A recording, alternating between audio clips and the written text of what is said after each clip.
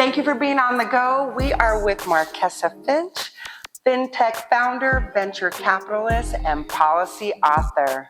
I am so excited to be on the Kim Caldwell Show, and my interview is coming out very soon.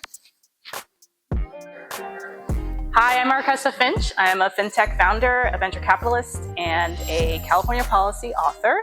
And I am super inspired to support people in their creativity, in their ability to create a business and to prosper from that business. And I am on the Kim Caldwell Show, saying more about what inspires me day to day and some of the projects that I've been working on, as well as some of the things I imagine for the future. And I hope you can tune in. I am super excited to have with me Marquesa Finch, fintech founder, venture capitalist, and policy author. It's so good to be here. Thanks for having me. Of course. Well, one of the reasons why it was important for me to interview you is because you're a true girl's girl.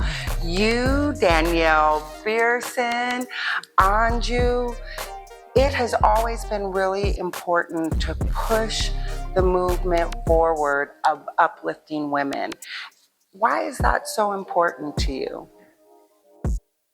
I'll tell you what. The most obvious reason is I am a woman, and I've experienced a lot of the bias that comes with being a woman.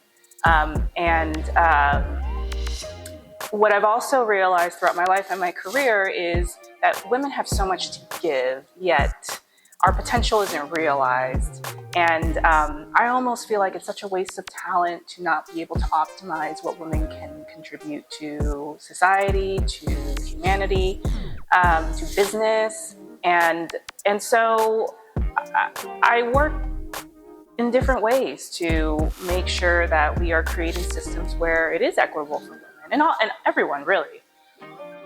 Yeah, I've not only seen that, but your desire and ability to kind of even promote different entities that may not even have anything to do with you, but it was important for you to see other women have a voice. The other thing that I love is your ability to pivot, not only in career, but even in location, where if there is an opportunity, you go full steam ahead, no matter what the barriers might be. Can we talk a little bit more about that? Yeah, absolutely. So you're absolutely right. I don't think I have been fearful of change, of pivoting. And I think I have to credit my innate curiosity to that, but also the confidence to know that I can be and I am able and capable.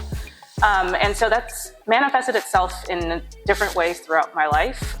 One is location. Yes, I'm a Bay Area native. I love that. I'm super proud. And I will always have connections to the Bay Area. But I've also lived in London, and I lived in London during the pandemic, which was interesting. I remember. And currently I live in New York City. And New York is vibrant and thriving, as New York does. But throughout all those cities, I've been able to maintain my work. Those moves have actually enriched my work. I have always admired your ability to pivot. I never know what city, state, or country you're going to be in, or what project you're going to be working on. Can we talk a little bit more about that? Sure. Well, I'll attribute, I think, my ability to pivot to my innate curiosity.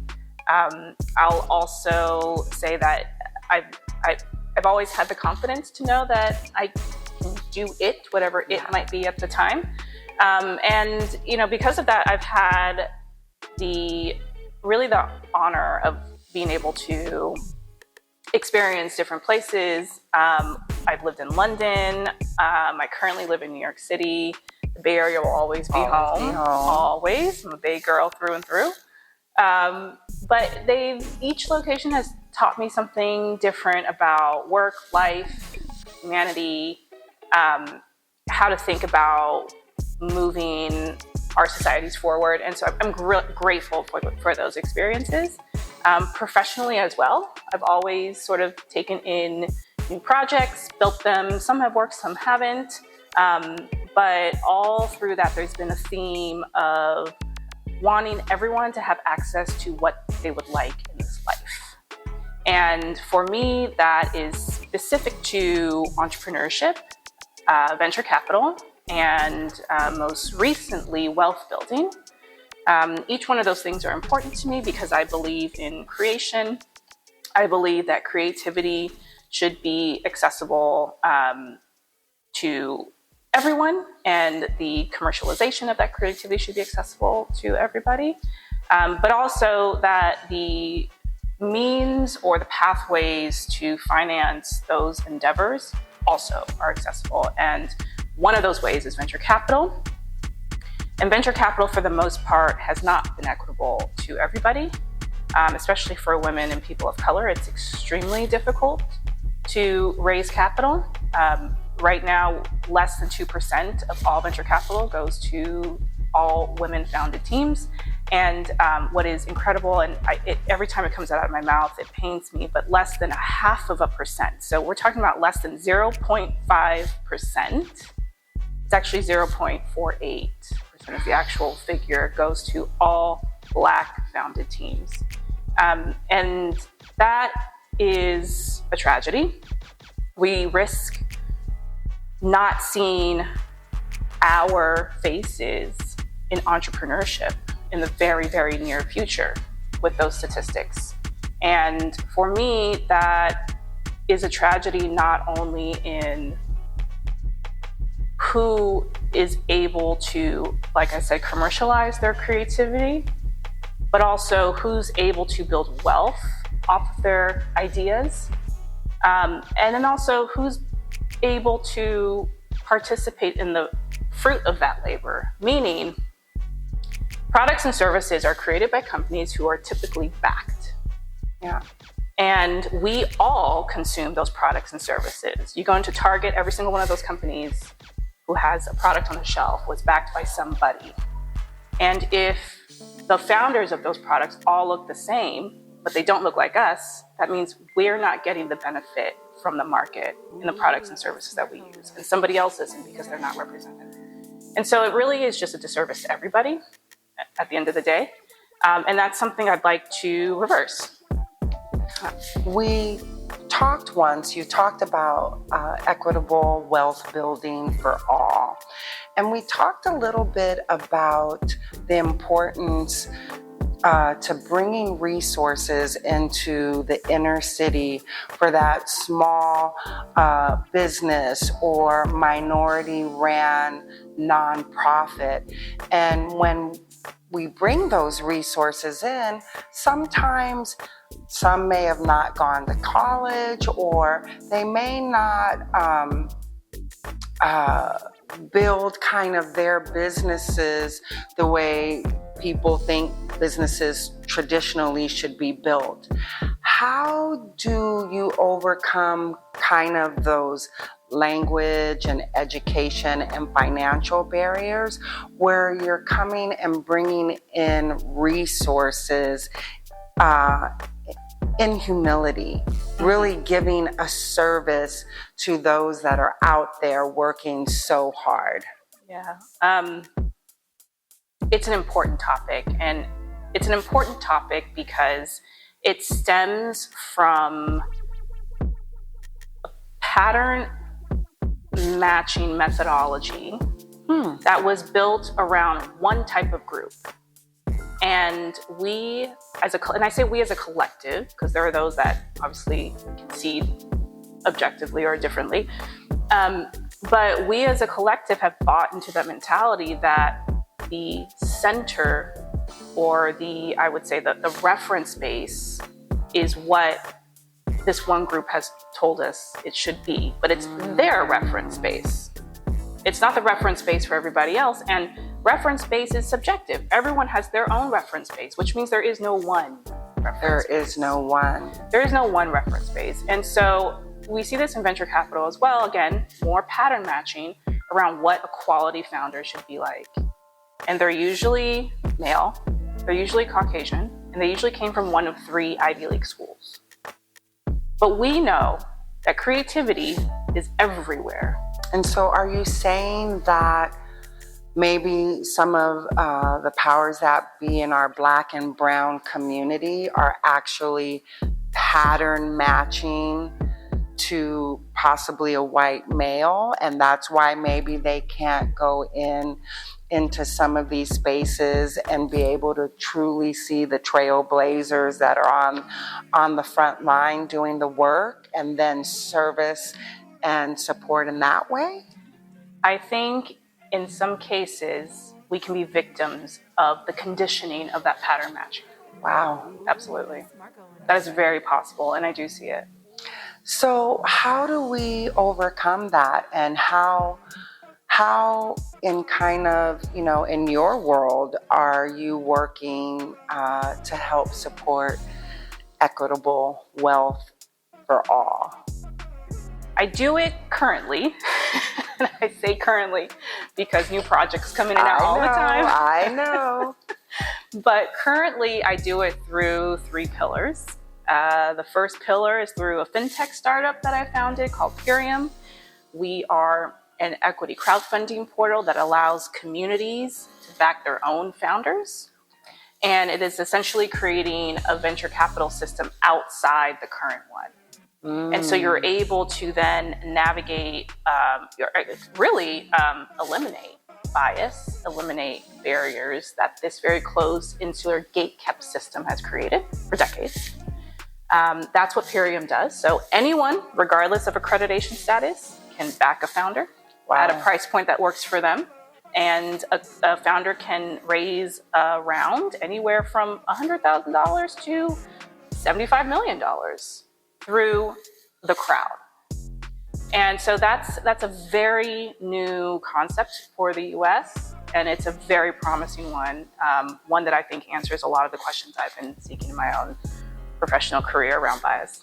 Congratulations, founder, co-founder. Thank you. So that's one pillar. That's one. The other 2, the second one I'll say is through an actual venture fund. So I had the opportunity to co-found a female founders fund with a few colleagues in Australia called the F5 Collective. And in Fund 1, we were able to back 9 companies. Wow. All amazing founders, female founders doing incredible work, highly capable, building technology, products and services that are really going to revolutionize the way that we operate in the future. And so I was fortunate to be able to participate in the building of that fund. The third is policy. Yeah. We met on the campaign trail. We did. So I shouldn't be surprised. But to be quite honest, I didn't see this label being associated with me, and that is California Senate bill co-author. I never imagined that would be something I could put on my CV. But again, the opportunity arose. Grateful for those folks that allowed that opportunity to happen. And in 2023, we wrote and passed a bill in California that is going to mandate all venture capital funds who do business in California, are domiciled in California, or who take California public funds. Can we just say trailblazer? Appreciate it. A girl's girl who is a trailblazer. You do not fake the funk. You show up. Thank you. I appreciate. I really just do what I feel. Resources. I really just do what I feel should be done. So this bill will essentially mandate that all those funds report essentially the demographic statistics of their founders in their portfolio companies to the state. Wow. And that information will be made public, de-identified but public. And so we will know exactly what's happening within venture capital, at least from a California perspective.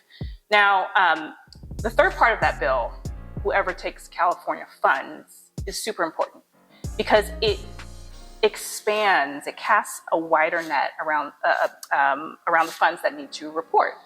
And so we're talking about funds that take, because funds have to raise their own money, right, from limited partners, from allocators, and those tend to be pension funds. They can be family offices, but these sometimes are public funds like CalPERS, CalSTRS, Yeah. the University of California Endowment. So if you are a fund that receives capital from one of those institutions, you are also required to report. And now we are talking about a global perspective when it comes to reporting. So California has already taken care of a big chunk of funds in the world. However, both New York State and Massachusetts also have sister bills that are being deliberated right now in their Senates and in their assemblies. And so with those three states mandating the same thing, I think we will cover almost all of venture capital globally. Wow. Incredible. Yeah. Well, congratulations. Thank you for all that you do. It's always wonderful to see you and to run into you. You too. This was so great. I mean, this is the beauty of the Bay Area. It is. It is. You know, you just kind of see friends and colleagues wherever we go every day. Every day. We're very fortunate. And to be able to be bi-coastal right now, isn't that? Love it. Yeah. Yeah. Yeah. Well, thank you for all that you do. Thank you. Thank you for having me. And thank you for giving us a platform to share our work. It makes a difference.